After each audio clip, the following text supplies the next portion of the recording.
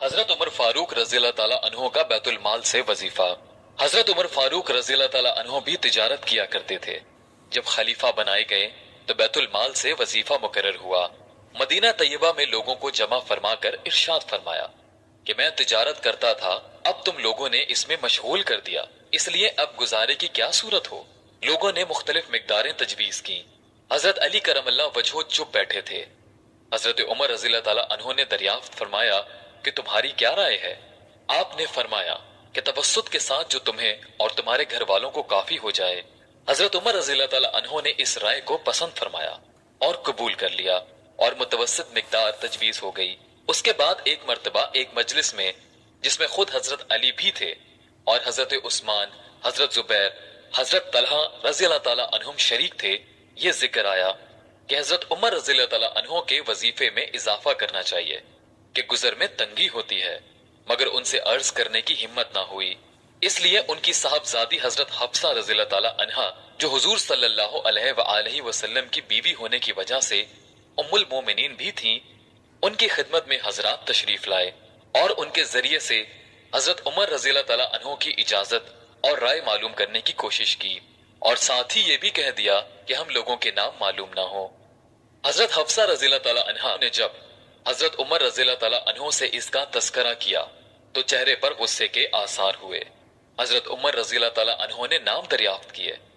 हजरत हफ्सा रज़ी अल्लाह ताला अन्हो ने अर्ज किया कि पहले आपकी राय मालूम हो जाए।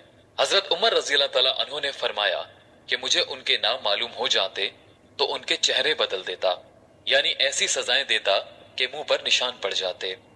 तू ही बता कि हुजूर सल्लल्लाहु अलैहि वसल्लम का उम्दा से उम्दा लिबास तेरे घर में क्या था। उन्होंने अर्ज किया कि दो कपड़े गिरवी रंग के जिनको हुजूर सल्लल्लाहु अलैहि वसल्लम जुम्मे के दिन या किसी वफद की वजह से पहनते थे। फिर फरमाया कि कौन सा खाना तेरे यहाँ उम्दा से उम्दा खाया। अर्ज किया कि हमारा खाना जौ की रोटी थी। हमने गरम गरम रोटी पर घी के डब्बे की तलछट उलटकर उसको एक मर्तबा चुपड़ दिया तो हुजूर सल्लल्लाहु अलैहि वसल्लम खुद भी उसको मजे लेकर नोश फरमा रहे थे और दूसरों को भी खिलाते थे।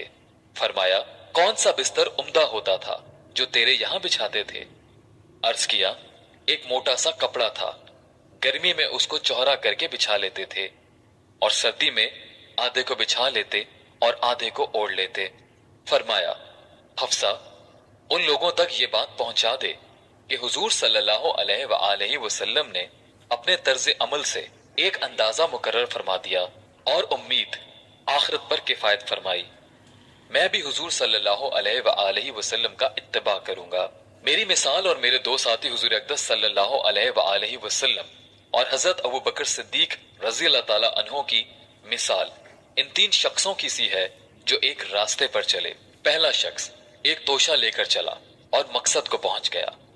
दूसरे ने भी पहले का इत्तिबा किया और उसी के तरीके पर चला, वो भी पहले के पास पहुंच गया। फिर तीसरे शख्स ने चलना शुरू किया। अगर वो उन दोनों के तरीके पर चलेगा तो उनके साथ मिल जाएगा और अगर उनके तरीके के खिलाफ चलेगा तो कभी भी उनके साथ नहीं मिल सकेगा। फायदा ये उस शख्स का हाल है जिससे दुनिया के बादशाह डरते थे, कांपते थे कि किस जाहिदाना जिंदगी के साथ उम्र गुजार दी। एक मर्तबा आप रज़ी अल्लाह ताला अन्हो खुतबा पढ़ रहे थे और आपकी लुंगी में 12 पैबंद थे जिसमें एक चमड़े का भी था। एक मर्तबा जुम्मे की नमाज के लिए तशरीफ लाने में देर हुई तो तशरीफ लाकर मुआजरत फरमाई कि मुझे अपने कपड़े धोने में देर हुई और उन कपड़ों के अलावा और थे नहीं। एक मर्तबा हजरत उमर रज़ी अल्लाह ताला अन्हो खाना नोश फरमा रहे थे। गुलाम ने आकर अर्ज किया कि उत्बा बिन अबी फरकत रज़ी अल्लाह ताला अन्हो हाजिर हुए हैं। आपने अंदर आने की इजाजत फरमाई और खाने की तवाज़ो फरमाई। वो शरीक हो गए तो ऐसा मोटा खाना था कि निगला ना गया। उन्होंने अर्ज किया कि छने हुए आटे का खाना भी तो हो सकता था।